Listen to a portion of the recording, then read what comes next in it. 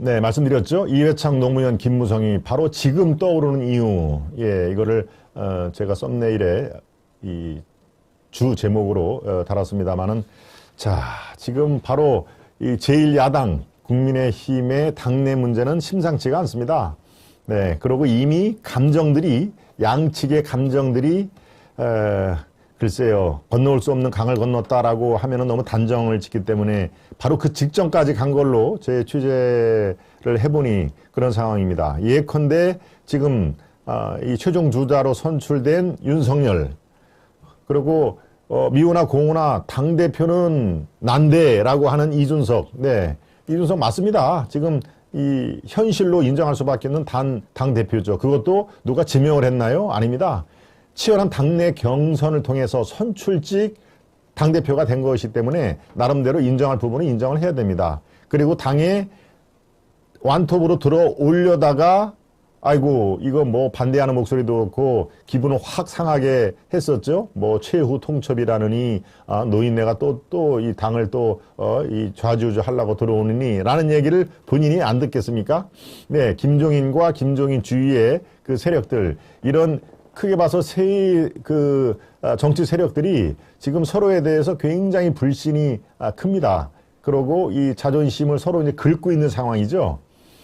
긁고 있는 상황입니다. 아주 첨예하게 긁고 있는 상황입니다. 이 상황이 어디로 튈지, 불똥이 튀고 이 물꼬가 어떻게 풀릴지는 사실 단언할 수가 없는 상황이 이미 돼버렸습니다. 제가 어제 오후 4시에 김동훈의 파죽지세도 말씀을 드렸습니다마는 이 문제의 한 축을 담당하는 이준석 당대표의 전면적인 당무 보이콧, 이 잠적, 또 칩거, 뭐 부산으로 내려갔다는 거 이따가 말씀을 드리겠습니다만은 그거는 적절치 않은 행동이었다. 물론 제가 속한 아시아투데이의 대형 언론사 행사부터 이제 줄줄이 다 취소를 시킨 거 아닙니까? 어제 9시에 있던 아시아투데이 창간 기념 16주년 행사 때부터 바로 직전에 한 30분 전에 도저히 참석을 할 수가 없다라고 와서 지금 뭐 아주 제가 그 자리에 이준석 대표 자리에 황급히 들어갔다는 거 어제 말씀을 드렸죠. 네, 제 옆에 오세훈 시장, 옆에 정진석 국회 부의장, 국회를 대표해서 온 분들 딱 그렇게 상석 중에 최고의 상석으로 이준석 대표를 자리를 만들어 놨는데 그렇게 동그라미에 이 빠지듯이 뻥 뚫린 상태로, 그러니까 행사를 하는 입장에 저희 임직원 입장에서는 거기를 둘 수가 없죠. 그래서 그 옆자리에 있던 제가 긴급히 이준석 대표 자리에 황급히 거기 앉았던 사연, 이거를 어제 이제 방송 시간에 말씀을 드렸죠. 네, 비단 아시아투데이 행사에 불참을 해서 그런 게 아니고요. 그거는 사실 아무리 변명을 해도 그거는 변명이 안 됩니다. 예. 꼭 무슨 언론사 행사를 그렇게 예고 없이 불참해도 되느냐, 이런 차원이 아닌 것이죠. 네. 당무, 정말 공인 아닙니까? 공인. 예, 공인의 당무 고비는 어느 정도 명분이 있어야 됩니다. 명분이. 그러고, 제가 말씀을 드리겠지만, 이게, 어떤 부당한 대우를 받았기 때문에 누가 봐도, 지금 이런 분란, 이런 갈등 상황은 이쪽이 좀 너무했네. 그리고 이준석이 저렇게, 이른바 화를 낼만 하고 속이 상할만 하네. 이런 게 있어야 그게 어느 정도 정당화가, 그렇다고 뭐 정당화가 100% 되는 건 아니겠지만 정당화가 될 수가 있는데, 이번 상황은, 이준석이 그렇게 화를 낼만 하네. 이른바 삐질만 하네.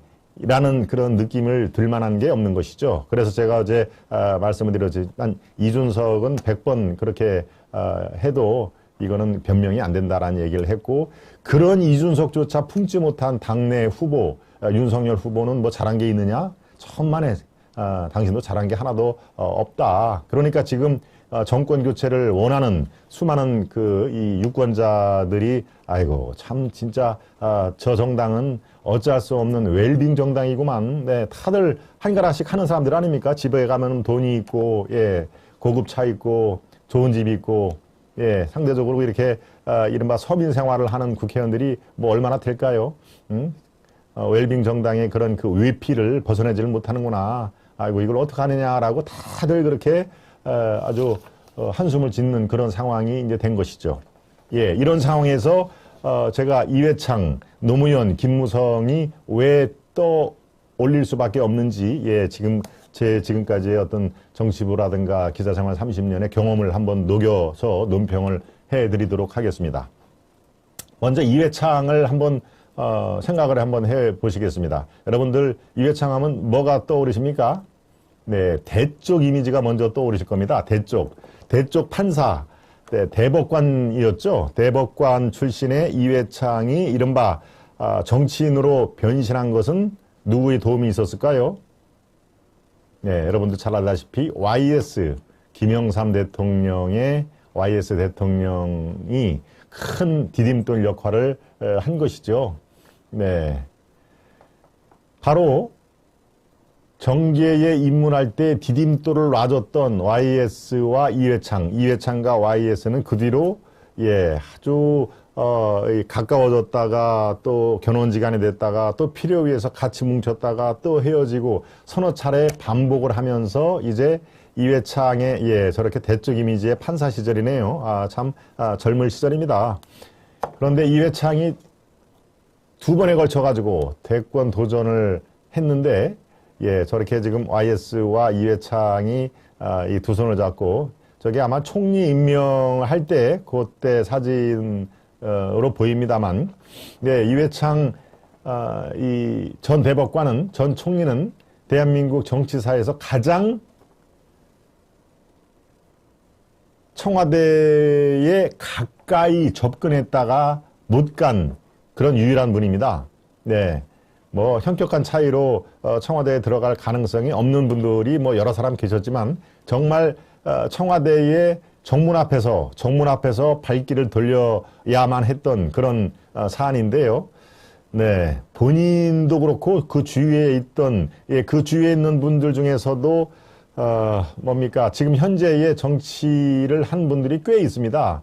예, 어제 저랑 같이 옆에서 행사를 지켜봤던 지금 오세훈 시장이 그렇습니다. 그 캠프에 이회창 캠프의 대변인이었습니다. 대변인. 예, 아주 젊은 시절에 대변인이었죠. 그러니까 지금 현재 이회창을 가장 옆에서 지근거리에서 본 사람 중에서 지금 증언을 하는 사람들이 꽤 많은데요. 그 증언을 이제 제가 종합해서 말씀을 드리는 겁니다. 이회창 전 대법관은 그렇습니다. 이회창 대법관을 감사원장으로 임명을 하죠. YS가 감사원장을 임명을 하는데 감사원장의 정부조직법을 통과를 하는 입장에서 YS와 이제 틀어지기 시작합니다. 예. 그러니까 이거 감사원장이 대통령이 임명하는 자리인데 청와대 권위에 도전하고 있어? 라고 감사원장에서 이제 옷을 벗게 만들죠. 바로 그때부터 이제 대쪽 이미지의 정치인이 탄생이 된 겁니다.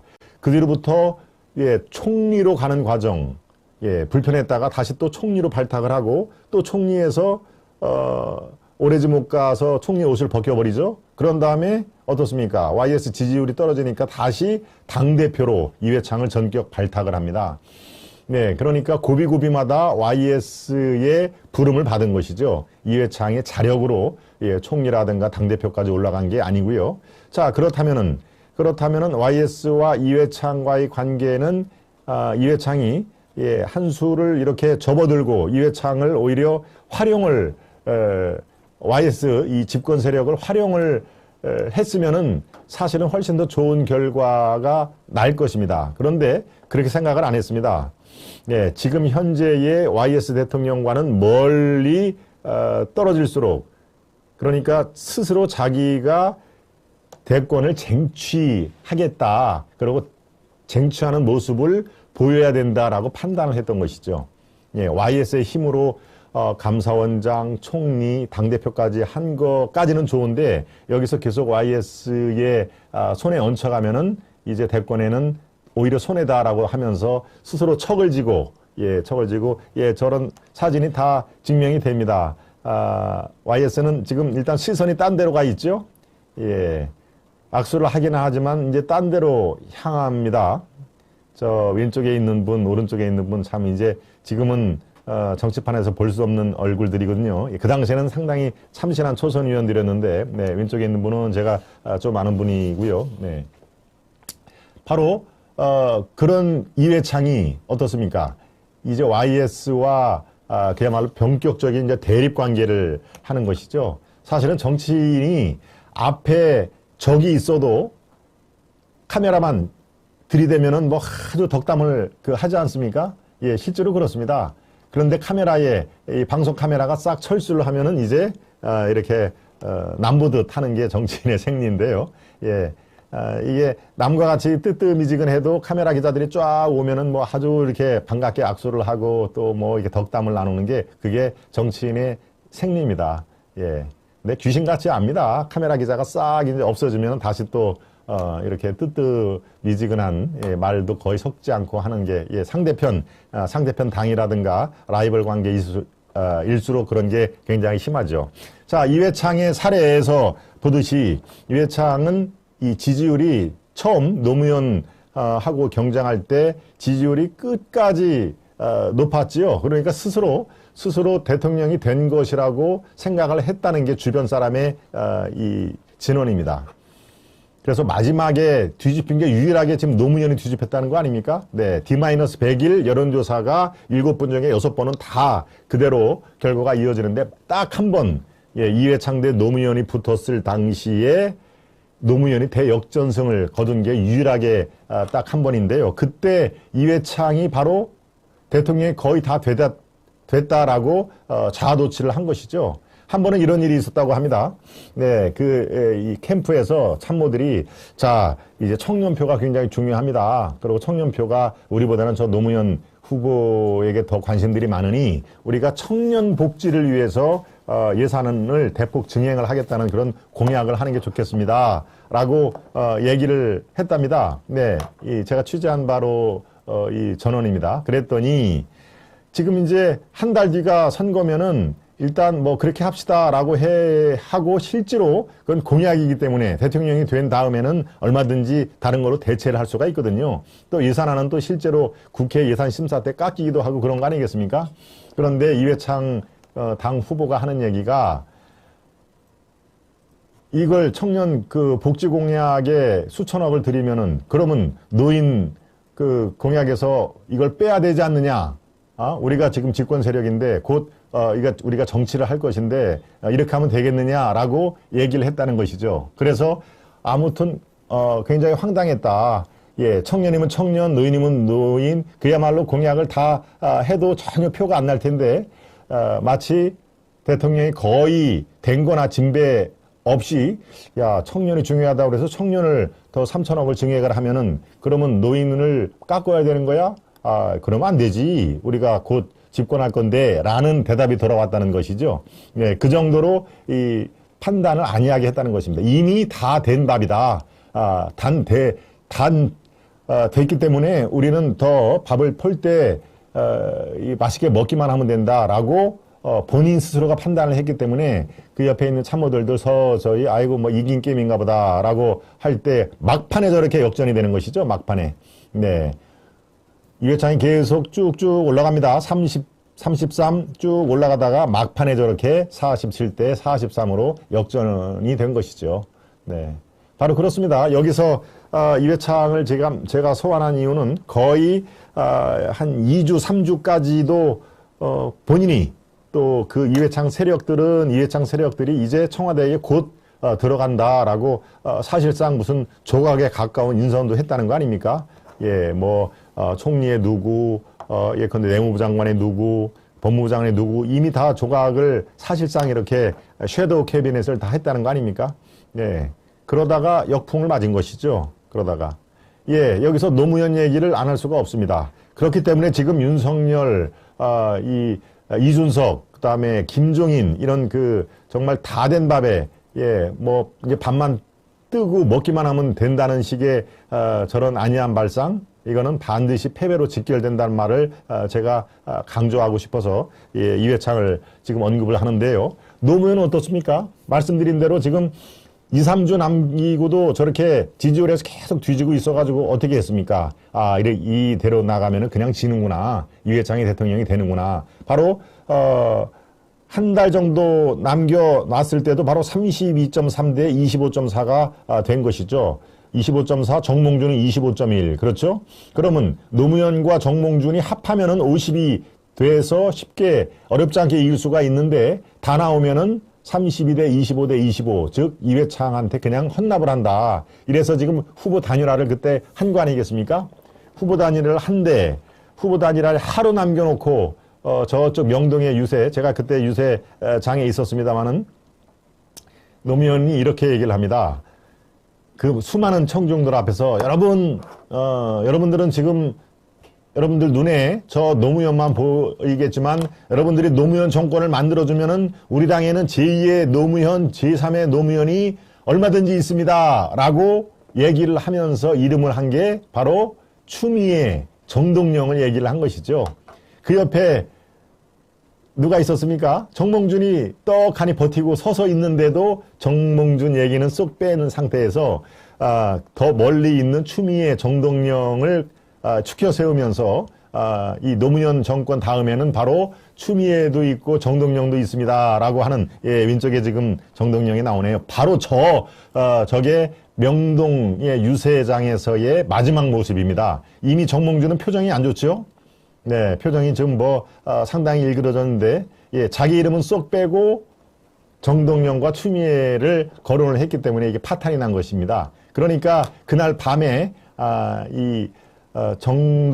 정몽준의 지지철회가 있었죠. 지지철회가 있었는데, 여러분 잘 보시면요. 지지철회가 있었으면 사실 정몽준이 약속을 깬 거 아니겠습니까? 어차피 후보 단일화를 해서 여론조사를 했는데, 두 군데서 했는데, 하나는 신뢰할 수가 없다 그래가지고 나머지 하나로 노무현이 이긴 걸로 이렇게 발표를 했지 않습니까?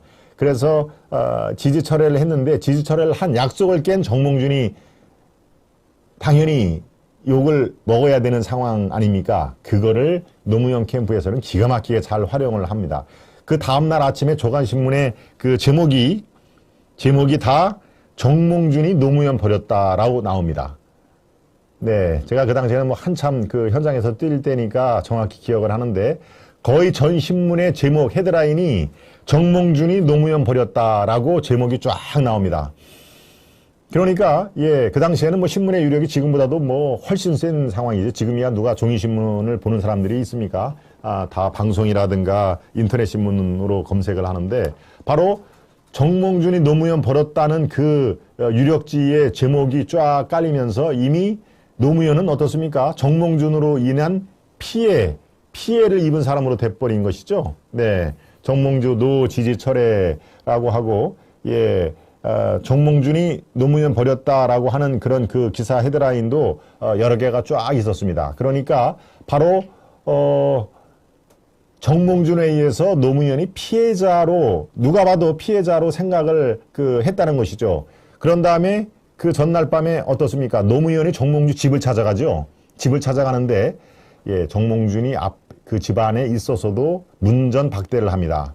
한 2-3시간 이렇게 안에 들어오시라고 차 한잔 하고 가시라고 하지도 않고 저렇게 바로 사진에 나온 것처럼 집 앞에서 2-시간을 저렇게 기다리다가 저렇게 삐쭉, 예, 셀쭉한 모습으로 지금 이제 차를 타러 가는 모양인데, 네, 그 옆에가 함승희 의원이고, 예, 딱 얼굴들이 보이네요.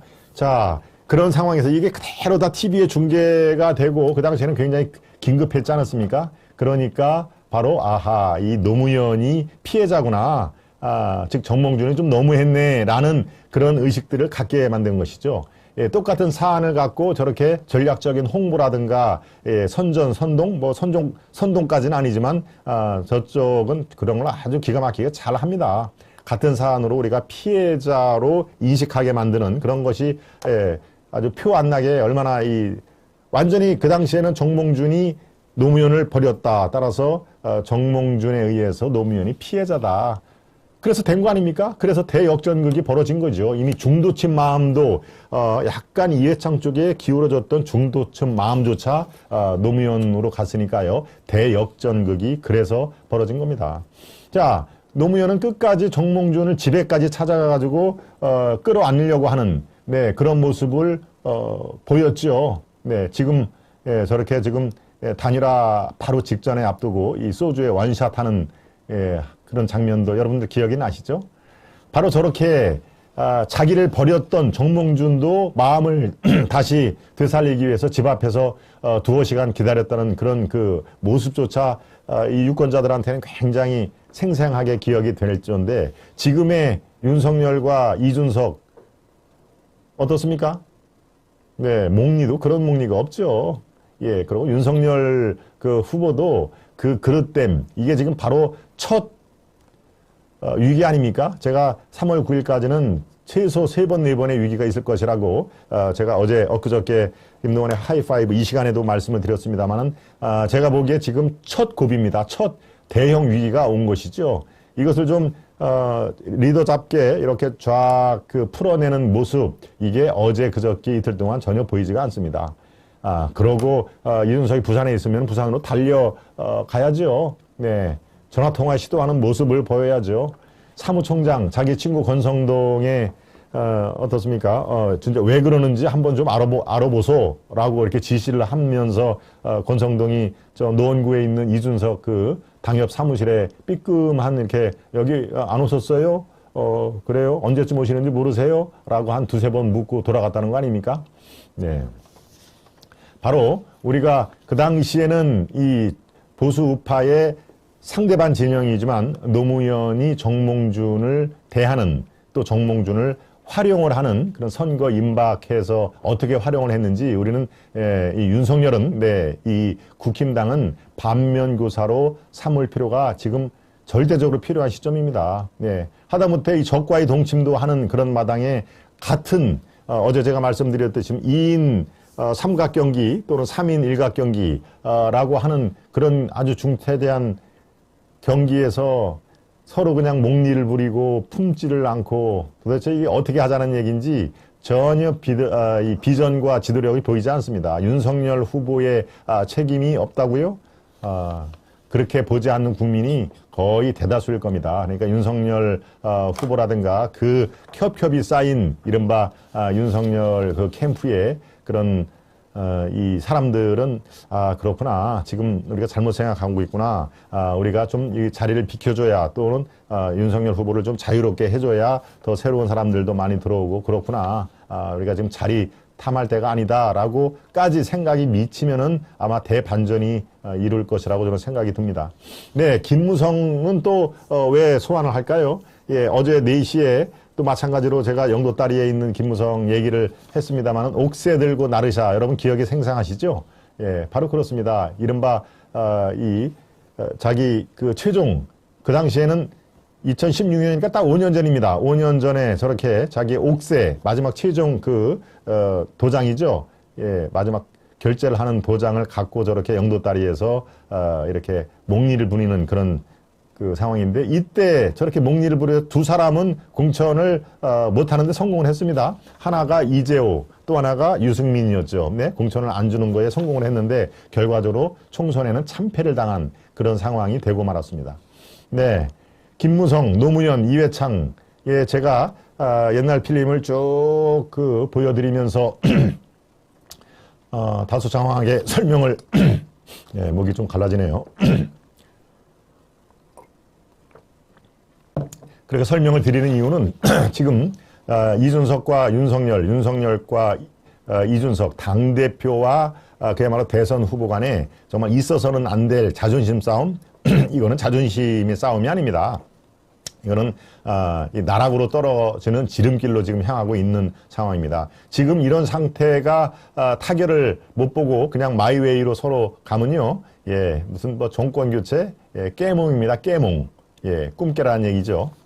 네, 지금 이회창, 노무현, 김무성을 떠올리는 이유에 대해서 바로 좀 이렇게 이준석과 윤석열을 직접적으로 이렇게 꾸짖는 것보다도 옛날 필름으로 여러분들과 함께 공감대를 형성을 해봤습니다.